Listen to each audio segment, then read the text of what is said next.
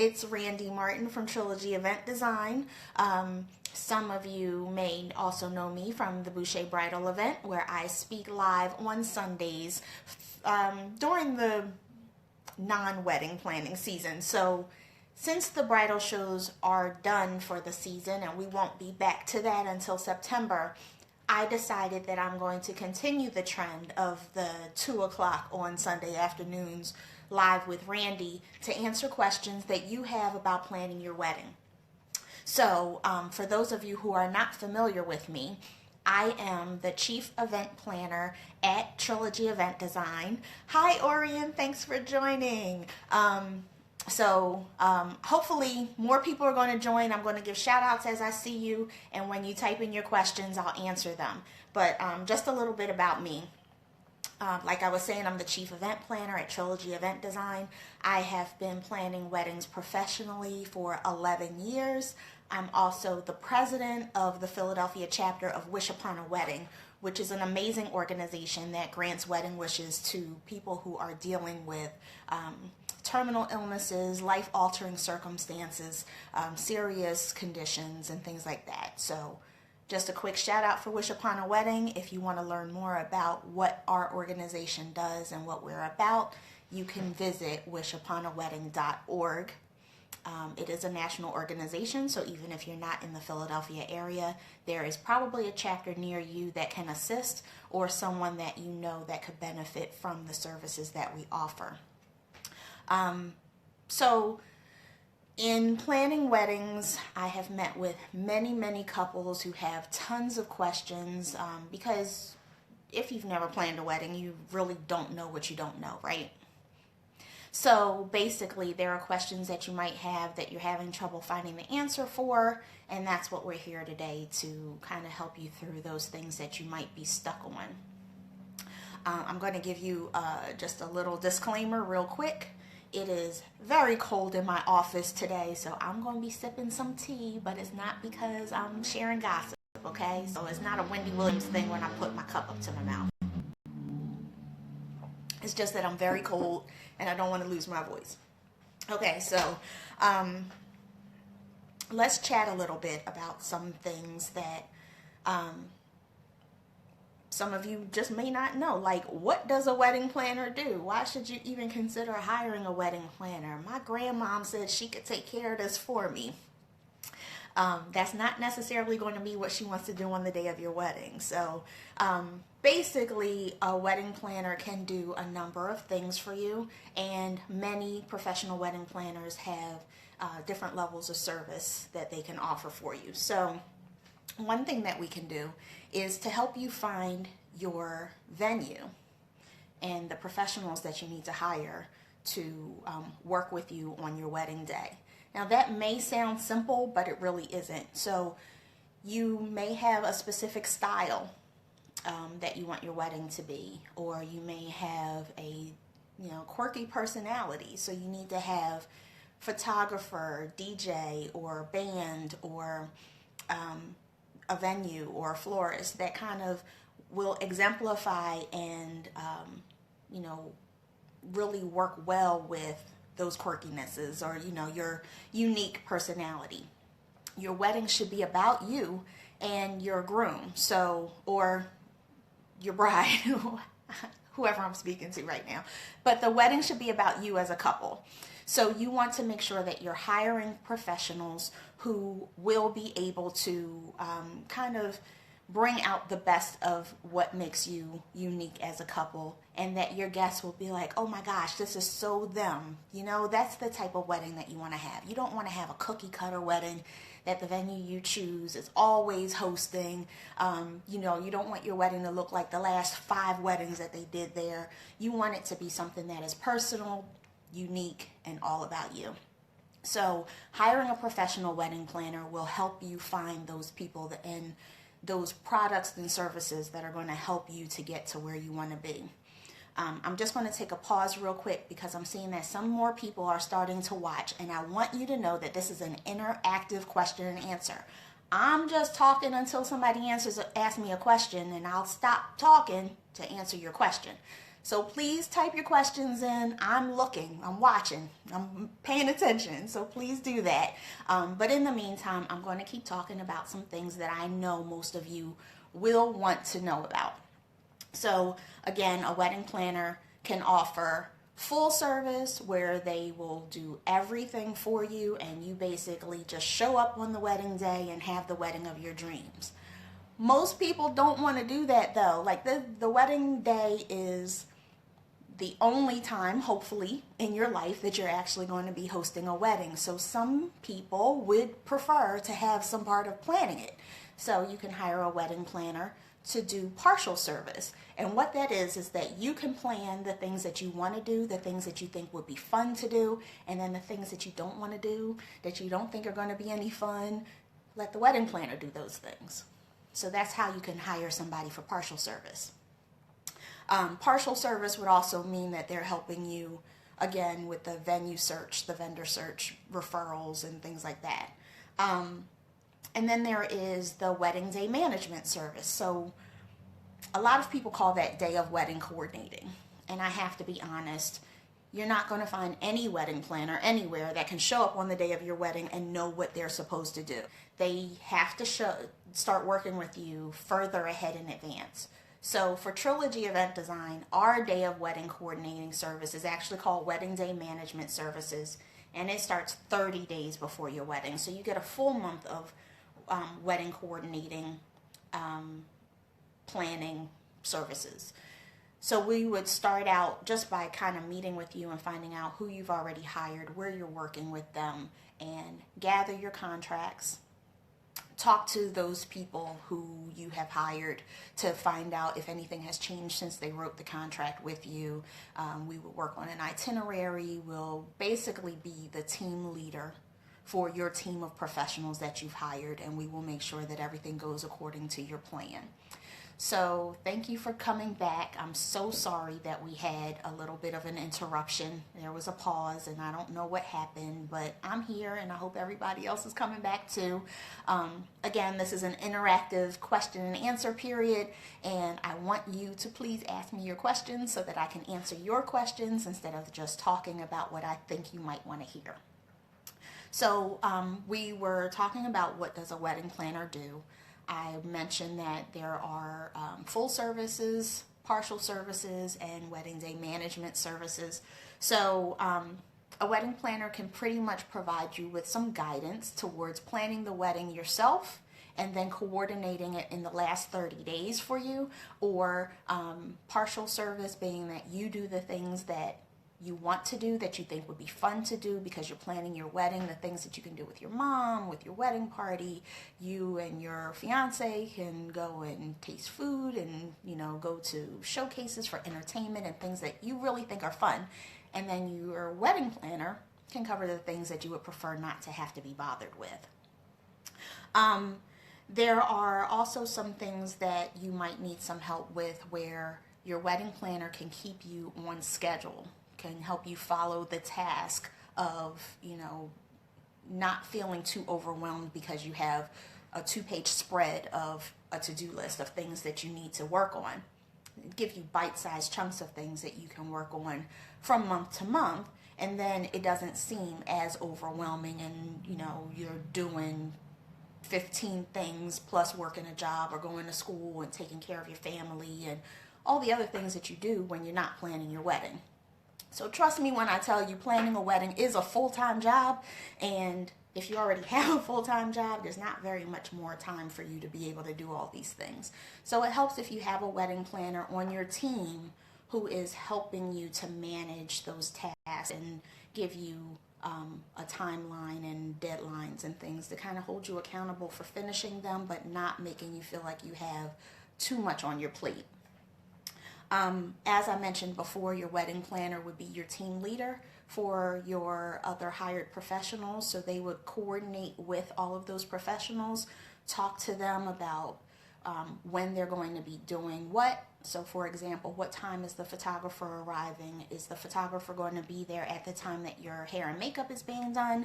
Or are they going to arrive a little bit later so that you're already finished? Are they going to start at the ceremony and not even take pictures of you while you're getting ready? Those types of things are conversations that your wedding planner will have with your hired professionals so that they develop an itinerary or a timeline of how things are going to flow on your wedding day. And as long as you have this person on your side as your advocate, you don't have to worry about those things. So while you're getting your hair and makeup done, you don't have to worry about whether or not your flowers were delivered to the church or to the reception, or whether or not your cake arrived, or if your limo driver is picking up the guys first or the girls first. And all those things are things that your hired wedding planner would take care of for you. So again, as I was saying earlier, some of the things that you would find out when you're looking to hire a wedding planner are that they all should be providing multiple levels of service. And a lot of times I'm finding that potential clients will email and just say, what are your prices?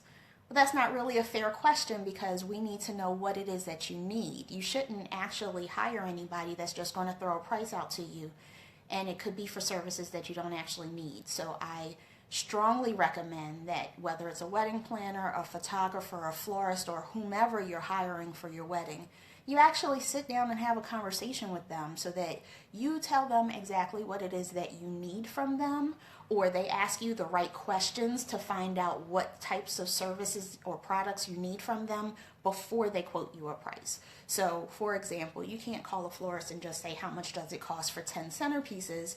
It really is going to depend on whether they're big, they're small, they're tall, they're short, they have roses or hydrangea or dahlias or magnolias, or what type of flowers they are. So just like for a florist and all the different types of flowers there are, your other professionals also have multiple types of services. And they also might have services that aren't advertised. So they might have services that they don't have listed on the website, but they're available to you if you have a conversation with them and they say, oh, you know what, this might actually work better for you than that. So just to eliminate some of that overwhelm, meet with 3 vendors in each category so that you can compare a small group of people before you move on to another group of 3. So don't go out and try to interview 10 photographers or 10 DJs at a time, because it's going to be hard for you to compare them. If you minimize your list and compare a small selection at a time, it'll be much easier for you to make a decision. I'm a big advocate for the know, like, and trust factor. So if you meet with them, you get to know them, you get to like them, you learn to trust that they are going to do what you need them to do for your wedding, and you will have the perfect selection. So price is not always the factor. Pretty pictures on their website are not always a deciding factor. Meet with them, make sure that you can work with them, and especially those that are going to be there on your wedding day for several hours, you want to be able to like them enough that you can tolerate them. Some people may have little quirks that you're just like, can't do that. So meet with them and, really just get to know them before you get locked into a contract with them and you're spending thousands of dollars for somebody that you're going to not really be happy with. Another thing that I am really going to make sure that a lot of you are aware of is that there are certain things that you need to know and have already decided before you go to meet with a wedding planner. So, for example, you got engaged and you are planning your wedding, you have decided on a date, and you know that you need some help. So you're going to go out and you're going to look for a wedding planner, but there are some things that you have to have already decided before you meet with the wedding planner. Some of those things are, who is paying for the wedding? That's a big one. So is it just the couple? Is it the couple plus both sets of parents? Is it that the parents are going to have an equal contribution? So the bride side, the groom side have an equal contribution, and then the couple is making up the remaining third? Or is the bride's family paying for everything? So, you really need to be able to say this is who's paying for the wedding. These are the people who have decision-making power because they're paying for the wedding. And also, you want to make sure that you know what the total spending limit is going to be. So, bride's parents are paying $15,000, groom's parents are paying $15,000, the couple's paying $15,000. Great, you have $45,000 for a wedding. That's amazing. Not likely that that's going to happen in every case, but I just threw some figures out there. But just so that you can say, this is how much money we have to spend on our wedding, and these are the people who are contributing, and this is how much they're contributing. That is a huge thing to have known up front. So now that you know what your spending limit is, we're going to change that, and I may interchange the word budget with spending limit. So budget does not mean bargain. It doesn't mean that it's a low budget. It doesn't mean that you are looking for, the cheapest possible thing. Budget just means that this is your spending limit. So, there's budgets for all kinds of things. Whenever you're planning an event, if you're buying a house, if you have, a corporation that you're running, budget is the term. So you are going to be asked that by everybody you meet, whether it is your venue or your rental company or the entertainment company that you hire. They're going to say, what's your budget? Everybody wants to know this because it will definitely make a difference on what types of services you are being offered. You don't want to waste your time having conversations with people who don't know how much you're spending, and then they offer you something that you can't afford, and then it kind of turns you off and you walk away, when there could have been something that is within your budget that you can afford, but that conversation never happened because it was an unknown. So just be upfront with people about how much you have to spend. Actually, you can even go to them and say, I have $3,000 to spend on this. Can you work within my budget? That will eliminate a lot of the unnecessary conversation from the beginning. Instead of saying, how much do you charge? Say, I have X amount of dollars. Can you work with that? If not, then you move on and the conversation doesn't have to go any further. If they can, they'll tell you what they can do for that, and then you can make a decision on if that is what you need. So just changing the terminology, changing the mindset of how you are approaching vendors actually works out to your benefit. So when you're meeting with your wedding planner for the first time, you know who's making the contributions, you know how much your spending limit is. You should also have an idea of the estimated number of guests that you want to attend your wedding, because that is going to help to determine the breakdown of your budget and the style of wedding you want to have. So let's just say you are not a traditional couple. You are a little bit quirky. You have certain style preferences that are not necessarily what everybody else wants. You want to let your wedding planner know that up front so that she's not going to start talking to you about a Catholic church ceremony with a full mass and communion, and you're more like a pagan princess.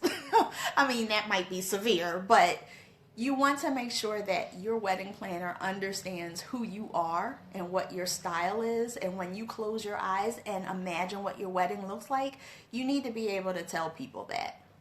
So, maybe you don't want to wear a white dress, or maybe you are, you're into race cars and you want race cars to be a part of your theme, or, you are not really a flower person and you would prefer some other type of centerpiece, like a candlescape or something like that.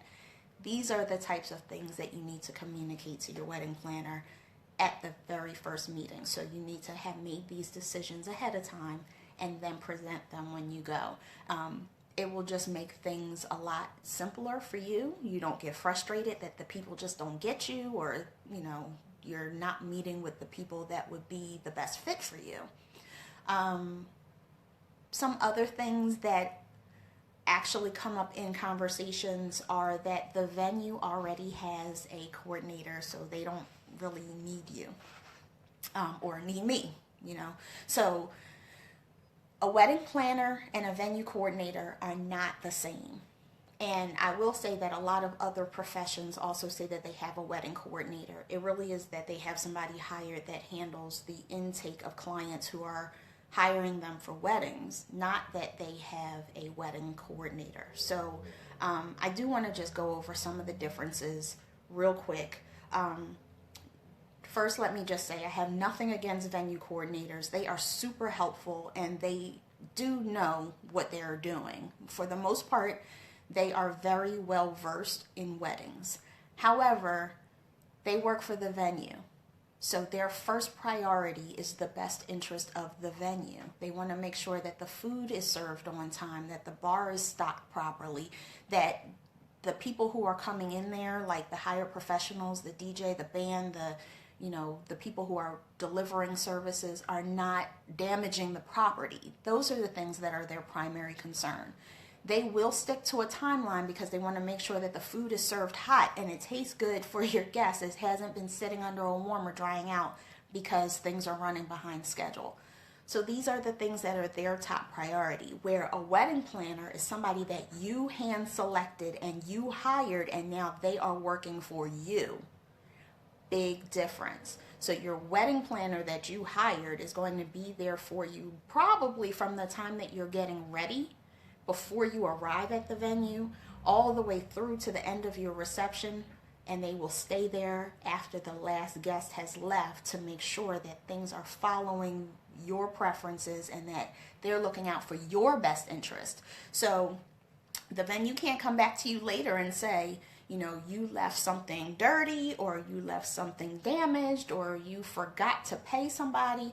Your wedding planner that you've hired can help you take care of all those things. So just real quick, I'm going to remind you that this is a live question and answer session. So if you want to ask me a question, because I'm just going to keep on talking, ask me a question about something that you specifically want to know today, and I will answer your question as soon as I see it. We don't have a lot more time, probably a little bit less than 10 minutes to go. So please ask your questions, and I will answer them as soon as I see them. Okay, so another thing about hiring a wedding planner versus the coordinator at the venue. Your hired wedding planner will have a team. They should. Nobody can help you with a wedding by themselves unless you have like 20 people at your wedding, 2 people in your wedding party, and it's all in one location. But if you have multiple locations and you're getting ready at one place, your ceremony's at another place, your reception is at another venue, your wedding planner should have a team of people that are going to be able to assist in all of those different locations at different points.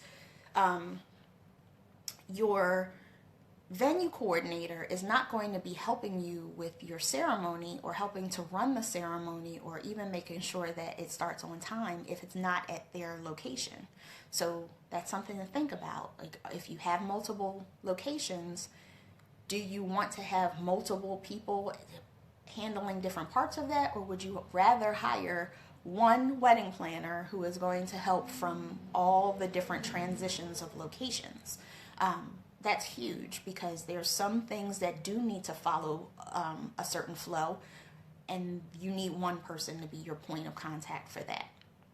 Also, your venue coordinator, when you are at the venue, if you are having your ceremony and your reception at one location, yes, they are going to help you with both. They are going to make sure that you are following the timeline. So if your ceremony is scheduled to start at 4:30, they're going to try to make sure that that starts at 4:30, because the next thing that happens is your cocktail hour, and they have food that's going to be served, they have drinks that's going to be served, so they want to make sure that that happens on time, and then that your reception starts on time so that you are able to do all of the things that you are supposed to fit into the time that you're there. Your wedding planner is going to make sure that all of the other things happen. So not just that your food is served on time and that your guests are getting the attention that they need throughout the event, but they're also going to make sure that your DJ is ready to play your first dance song and your photographer is in the room at the time that he's playing your first dance song, and that you are ready to dance, and making sure that these things happen without it seeming awkward that, oh, we're about to do something, oh no we're not, or somebody coming in and asking you, are you ready to do it? So there is quite a difference between what the wedding planner you hire will do and what the venue coordinator that is provided to you will do. Another thing that is probably even more important is to know that there's a high turnover in venue staff. Like, their career is not necessarily a long-term career. So venues really go through salespeople and venue coordinators every maybe 6 months or so. So let's just say you hire or you book your venue in September of 2016, and your wedding is going to be in September 2017. And as you're going through the wedding planning process, you don't necessarily have to have talked to your venue coordinator or the salesperson there too often, because you've already booked what you need with them and you're doing the other hiring of like the other vendors. When you come back, maybe they gave you a deadline like 3 months before your wedding that you need to do your menu tasting or something like that. So you come back to them to do your menu tasting and you find out that the person that you were working with before no longer works there, and now you have a brand new person that's trying to catch up on the details of your wedding. That can sometimes get a little bit iffy, or it can get a little bit frustrating if the first person didn't make very detailed notes and now you have to go over everything again with a new person. So keeping that in mind, your hired wedding planner is not going anywhere. That person is with you from the time that you hire them all the way through until your wedding happens. So, just for the sake of stability, it helps that you have a hired wedding planner who is your liaison, who is your go-to person, your troubleshooter. They're the person that can help you out the most with pretty much everything for your wedding. Okay, just a few more minutes left. If you have questions, please ask them now. If you want to continue with our series, we are going to have another Facebook Live on Sunday next week at 2 o'clock, same time, same place. Probably going to have different topics to talk about, but hopefully I'll have more questions to answer, and that will actually change up some of the things that we're talking about. So if you're not watching this live, because I am going to be posting the recording of this session on our Facebook page. So if you're not watching us live, please come back and post your questions there, and I'll maybe address those in the next video if I don't answer them right away. You can also meet with me for private consultations. Just go to trilogyeventdesign.com and click on the schedule a consultation link, and you can schedule a consultation with me so that we can talk privately about some of the things that you may be interested in working on with me for your wedding. Even if you're not interested in working with me, but you just need some time to ask some questions, we do offer a free initial meeting. So that is a good time for you to kind of ask some questions, get to know me, figure out if I'm somebody that you would want to work with, and then move forward if you're not. But it is, like I said, it's important to meet with people in person. So if you want to schedule an appointment with me, again, go to trilogyeventdesign.com and click on the schedule a consultation link. We also have a newsletter that comes out on the 1st and the 15th of the month. When you go to our website for the first time, you will get to see how to sign up for that. Oh, I do have a question. So it says, how will my planner handle guests who fail to RSVP but show up to the reception and are not on the seating chart or guest list? Okay, so I will tell you real quick about how I handle this. So you know how your guests will gather around the table that has your escort cards and tells them what table to go to. Usually the people who are not on the guest list or have not RSVP'd and show up anyway can't find their name. Of course they can't. It's not there. So they'll come to whomever they think is the person that has the seating chart, which is usually the wedding planner, and they will ask, I can't find my seating card. Where am I supposed to sit?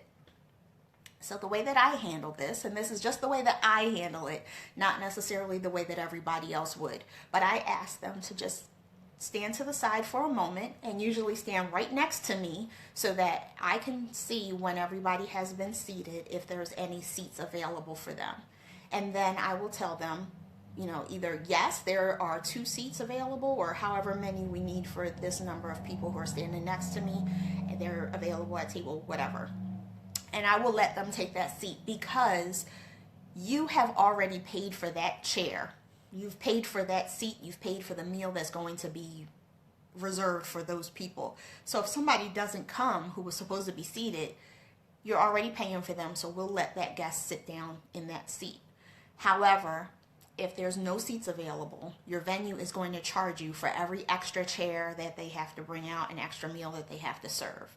So me and the couple will have a conversation prior to the wedding day to ask them how they want to handle this scenario in advance, so that I don't have to go and ask them later.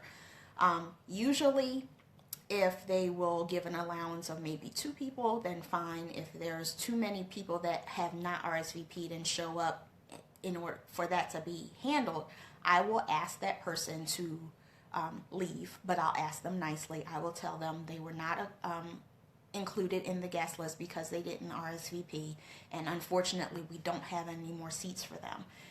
Again, I will handle it very politely. Your guests will not, your uninvited guests or guests who showed up without telling you they were coming, will not feel like you have slighted them at all in any way at all.